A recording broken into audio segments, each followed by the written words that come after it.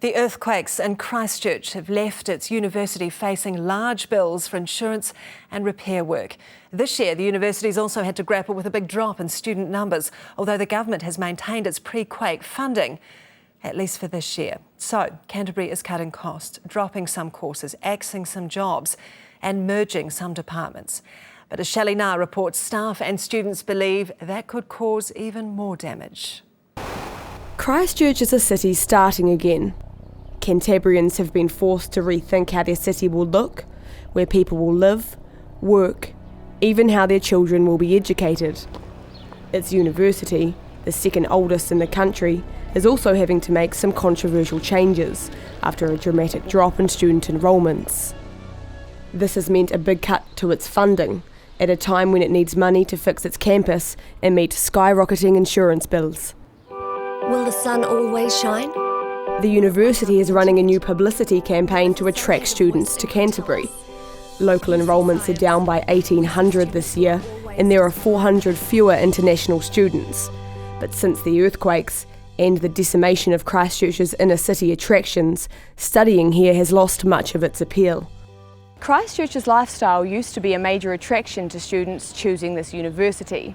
But since the earthquakes, the city has changed. Cafes and bars are shut, and many of its main attractions are gone.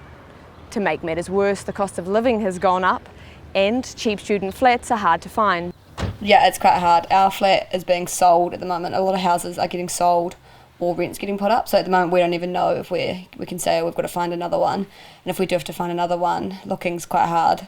Everything's really expensive. It's making it impossible for us to kind of stay and study down here when you can't get flats. Well, it's changed so much since first year. Like, there just seems not an awful lot to do, like on a Saturday night. It's like there's only really Merivale. Like, it's kind of like an older, more expensive crowd for students. So I feel like there's sort of like a real lack of things to do. My youngest sister, who is in her final year of school this year, all of her and her friends are just not even looking at Canterbury as an option. The university is forecast to make a $38 million loss this year. Its debt is expected to reach $118 million by 2021. Its insurance bill has gone up from $1 million this year to $7 million next year, and it needs to find an extra $150 million to meet its earthquake repair bill. The university had already started reviewing its spending before the quakes, but this year it stepped up the cost cutting.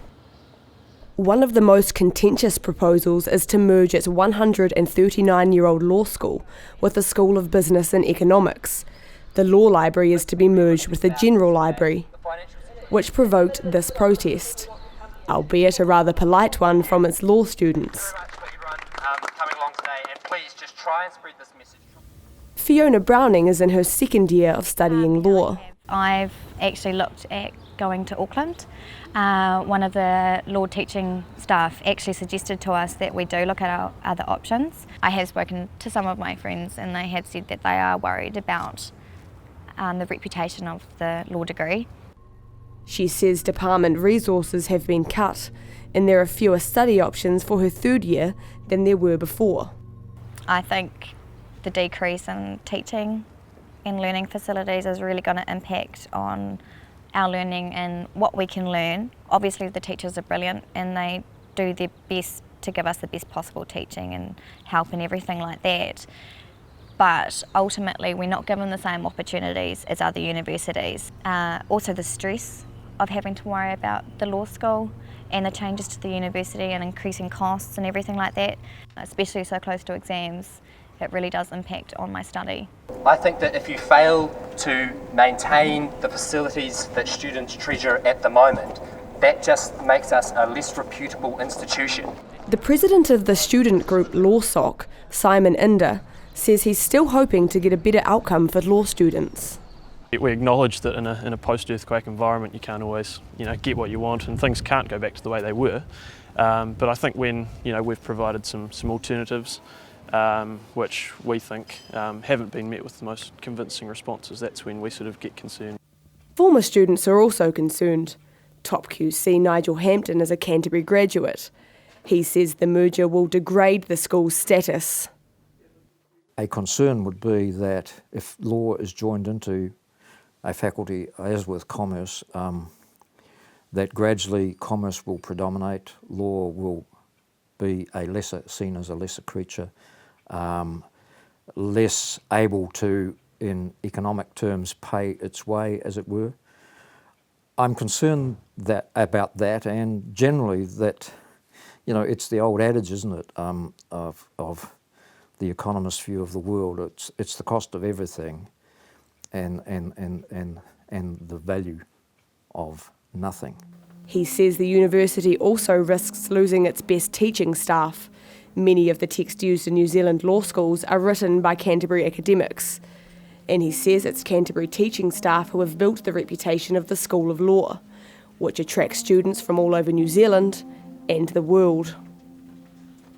My fear is that you start losing that reputation as a separate, autonomous law school. You will start to, A, lose the staff you already have. They'll go to other more attractive pastures.